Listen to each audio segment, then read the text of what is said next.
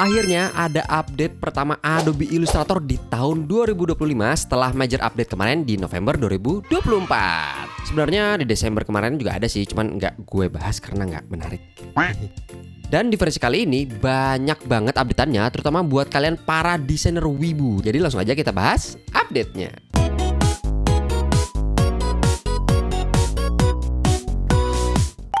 Lagi-lagi update kali ini dibuka dengan performance improvement yang kayaknya nggak kerasa ya dari update ke update. Nah, performance improvement kali ini itu meliputi yang pertama, sekarang jadi lebih cepat buat nge-import file, baik itu ngebuka, placement, atau nge-drag and drop filesnya, terutama files PNG, JPG, TIFF, dan juga Photoshop.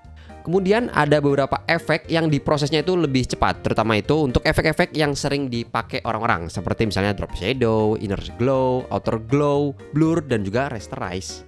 Wait, gimana ya? Adobe bisa tahu ya kalau ini adalah efek-efek yang sering kita pakai? Apa selama ini kita di tracking ya? Dan performance improvement yang terakhir yaitu adalah terkait layers panel. Jadi lebih cepat dan lebih ngebut tapi sopan ya buat nge-hide dan unhide layer, expand collapse layer, dan juga panel scrolling. Masih ingat dengan retype? Itu loh yang bisa ngedit teks di file JPG. Nah, sekarang ini dia punya fitur baru. Lah, ini gimana ya? Ada fitur tapi dalam fitur. Jadi selain bisa ngedit teks di file JPG, sekarang di retype juga bisa buat nyari font. Dan tentunya dengan bantuan dari Adobe Font yang punya 30.000 font. Cukup screenshot gambarnya, kemudian masukin di Illustrator dan pakai deh fungsi retype ini. Nemu nih fontnya.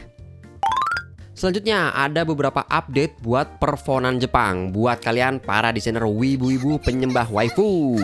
Ada font baru dari Adobe yaitu Momochidori. Kelebihan font ini bukan karena dibuat oleh Adobe-nya ya, tapi karena dia ini jenis fontnya adalah variable font, alias bisa gonta-ganti ketebalan serta kemiringan cuman pakai slider aja.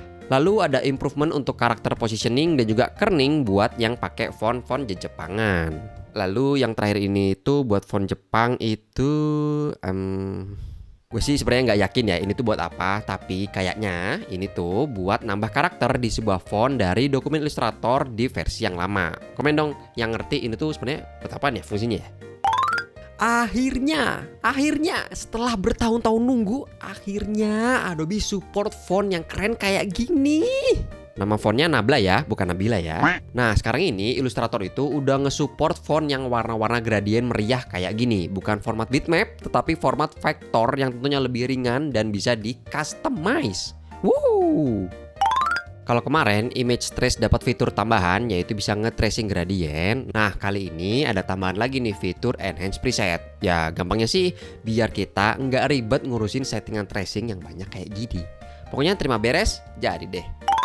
Nah, ini dia nih yang paling menarik dari update kali ini, yaitu adalah Project Neo yang udah kita lihat sebelumnya di Adobe Max. Ini udah ada di tahap beta alias udah bisa dicoba-coba ya. Di update kali ini kita bisa memasukkan file .svg atau file vektor ke Adobe Neo dan ngebuat yang tadinya objek 2D menjadi objek 3D. Gue sendiri sih sebenarnya belum pernah nyoba, tapi gue yakin ini bakalan seru banget dan bakal menyenangkan. Mungkin gue akan bikin video tersendiri ya untuk si Project Neo ini.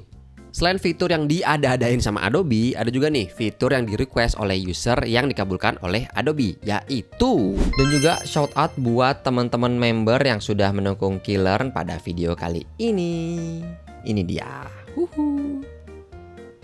Sekarang kalau ada missing font, tampilannya udah nggak boring dan culun kayak gini, tapi tetap pakai font aslinya.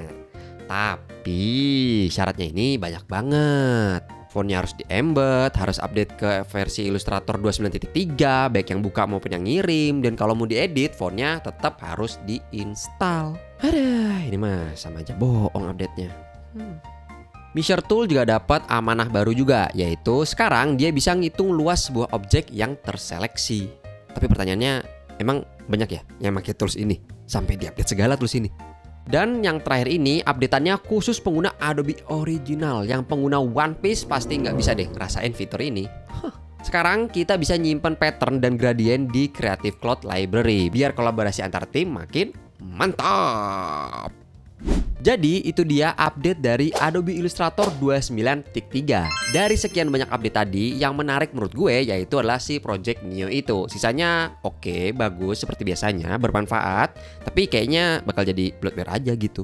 Like kalau kalian suka video ini, dan kalau pengen support Killer bisa klik tombol subscribe-nya ya. Saya Kilmer Killer dan sampai jumpa di video selanjutnya. Dadah!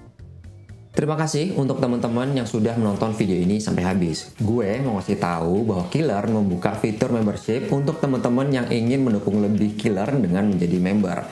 Saat ini ada dua penawaran, yaitu pembelajar Rp10.000 dan pengen pro Rp50.000. Dan ini adalah langkah awal untuk membership Killer. Dengan menjadi member, teman-teman dapat mengakses atau menonton duluan video-video Killer yang akan tayang untuk umum. Dan tentunya akan ada benefit-benefit lainnya. Kalau kalian tertarik, kalian bisa klik tombol join atau bergabung di sebelah tombol subscribe. Terima kasih.